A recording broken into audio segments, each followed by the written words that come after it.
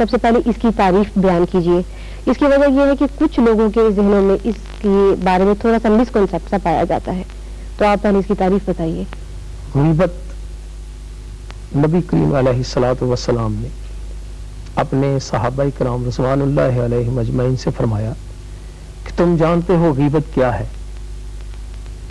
تو صحابہ کرام رضوان اللہ علیہم اجمعین نے عرض کیا, یا رسول اللہ صلی اللہ علیہ وسلم, اللہ اور اس کا رسول بہتر جانتے ہیں. فرمایا غیبت یہ ہے کہ تم اپنے کسی بھائی کی کسی دوسرے کے سامنے بات کرتے ہو اور ایسی بات جسے وہ ناپسند کرتا ہو. تو صحابہ نے عرض کیا, یا رسول اللہ صلی اللہ علیہ وسلم, اگر اس بھائی میں وہ عیب موجود ہو تب بھی؟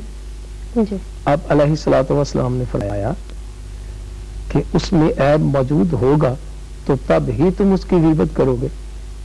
اگر اپنی طرف سے کوئی بات گھر کے دوسروں کو بتاتے ہو تو وہ غیبت نہ ہوگی, وہ بہتان ہوگا, اور جو بہتان ہے وہ گناہ کبیرہ ہے اور اس کی علیحدہ سزا ہے.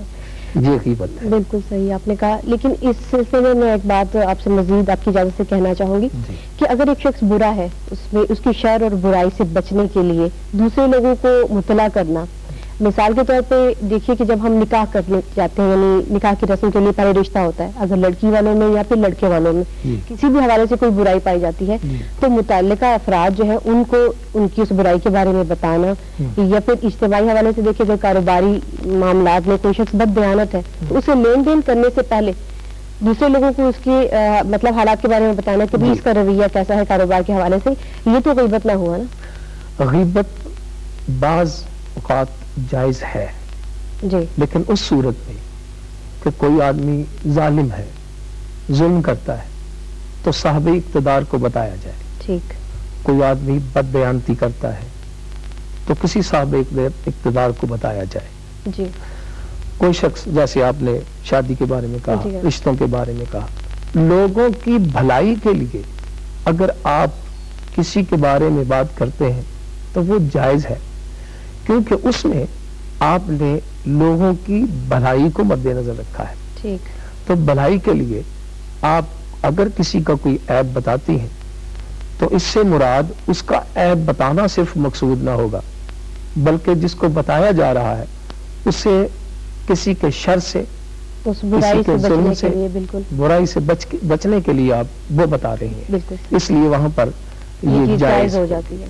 تو ہم غیبت پہ بات کر رہے ہیں, ہم اس بات پہ ہمیں سوچنا چاہیے کہ آخر ایک شخص غیبت کرتا کیوں ہے, ایسی کون سی وجوہات ہیں, وہ کون سے فیکٹرز ہیں جو اس کے پیچھے مطلب کام کرتے کہ ایک شخص مجبور ہو جاتا ہے غیبت کرنے پر.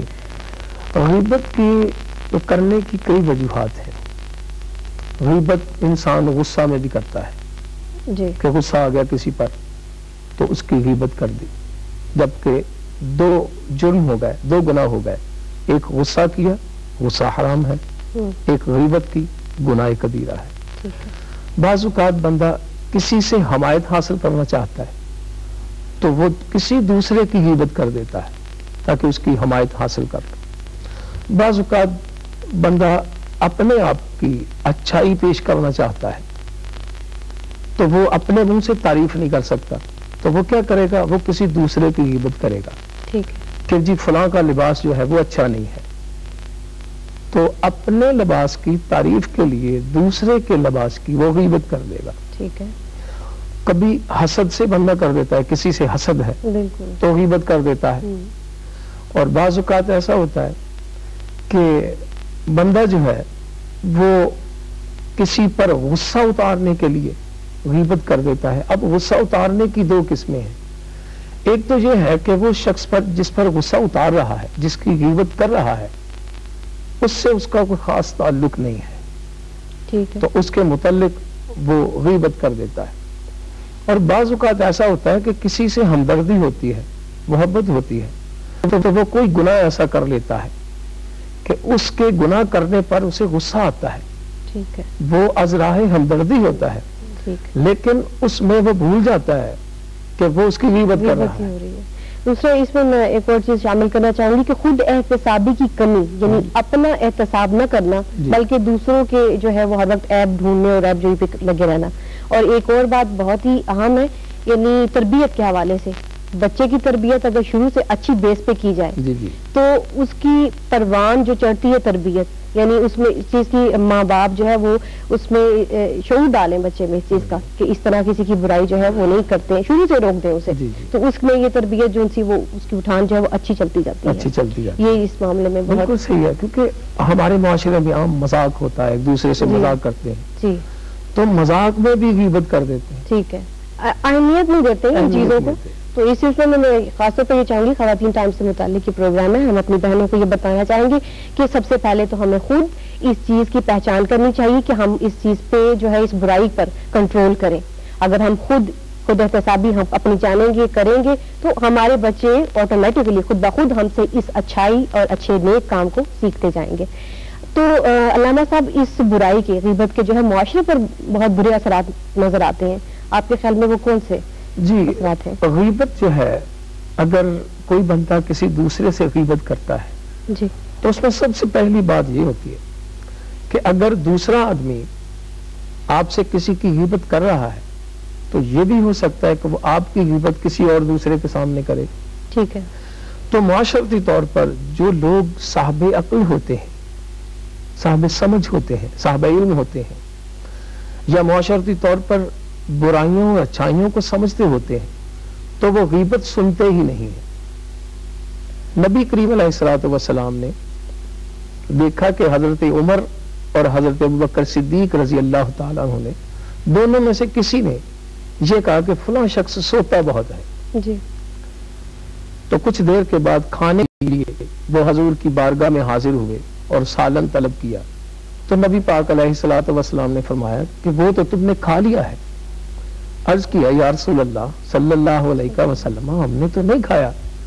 ہم نے فرمایا کہ تم نے غیبت کی ہے. ایک نے غیبت کی ہے اور دوسرے نے سنی ہے، تو کرنے اور سننے میں وہ دونوں برابر کے شریک ہو گئے اور فرمایا اس کی پکڑ ہوگی. اب بات یہ ہے کہ معاشرے پر اس کے جو اثرات پڑتے ہیں وہ یہ ہیں کہ معاشرتی طور پر جو غیبت کرتا ہے اور سنتا ہے، کرنے والا تو کر جاتا ہے. اب چاہیے یہ کہ جس کے بارے میں غیبت کی جا رہی ہے اس کی سنی نہ جائے، اور جو سن رہا ہے وہ اس غیبت کو سنے نہ، یہ کہہ کر دوسرے شخص کو سمجھائے کہ بھئی اس بات کو چھوڑ دو، کیونکہ معاشرے پر اس سے فساد بنتے ہیں. بالکل بالکل، یہ بات میں کہہ رہی ہوں کہ فساد پھیلتا ہے، نفرت جو ہے وہ جنم لیتی ہے اور پھیلتی ہے. پروگریسو ورک رکتے ہیں، ترقی کے جو کام ہے جن پہ ہمیں توجہ دینی چاہیے، ہماری توجہ ادھر سے ہٹ جاتی ہے اور ہم انہی کاموں میں، انہی بکھیروں میں پڑے رہتے ہیں.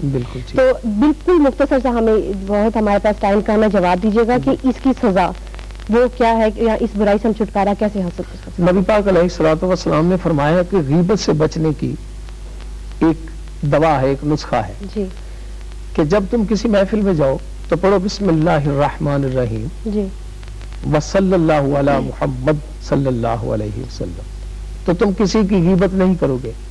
اور جب محفل سے اٹھ کر آنے لگو تو بھی یہی دعا پڑھو. اس کی سزا یہ ہے کہ نبی کریم علیہ الصلوۃ والسلام جب معراج پر گئے تو آپ نے دیکھا کہ کچھ لوگ اپنے ہاتھوں سے، ناخنوں سے اپنے چہروں کو نوچ رہے ہیں. تو پوچھا گیا کہ یہ کیا ہے؟ تو جبرائیل نے عرض کیا یا رسول اللہ علیہ وسلم، یہ وہ لوگ ہیں جو دنیا میں لوگوں کی غیبت کیا کرتے تھے اور آبرو ریزی کرتے تھے. سو یہ جو جرم ہے، یہ جو گناہ ہے، یہ اتنا بڑا ہے کہ اس سے انسان کا اپنا جو ایمان کا معیار تو کم ہوتا ہی ہوتا ہے، لیکن اس کے ساتھ ساتھ معاشرے پر اس کے بڑے برے اثرات پڑتے ہیں. اس لیے اس غیبت سے بچنا چاہیے. علامہ صاحب، آپ کا ہمارے اس پروگرام میں آنے کا بہت بہت شکریہ. اور ناظرین، غیبت ایک ایسی اخلاقی برائی ہے کہ جس سے چھٹکارا حاصل کرنا، جیسے کہ علامہ صاحب نے بتایا ہے کہ کس قدر ضروری ہے. اور اگر حدیث پاک ہے کہ من سترہ مسلمن فقد سترہ اللہ یوم القیامہ، کہ جس کسی نے اپنے مسلمان بھائی کا پردہ رکھا، قیامت کے دن اللہ تعالیٰ اس کا پردہ رکھے گا. تو کیا ہم یہ پسند کریں گے کہ قیامت کے روز محشر جب سب اللہ تعالیٰ کے سامنے کھڑے ہوں گے، اس روز ہمارے عیبوں پر سے اللہ تعالیٰ سب کے سامنے پردہ اٹھائے؟ یقیناً نہیں. ہم یہ پسند نہیں کریں گے، تو آئیے آخرت کے روز اپنے عیبوں کو چھپانے کا اہتمام کریں، یعنی دنیا میں اپنے کسی مسلمان بہن یا بھائی کے عیبوں پر پردہ ڈالیں۔ اسی کے ساتھ ہم آپ سے اجازت چاہتے ہیں، اللہ حافظ۔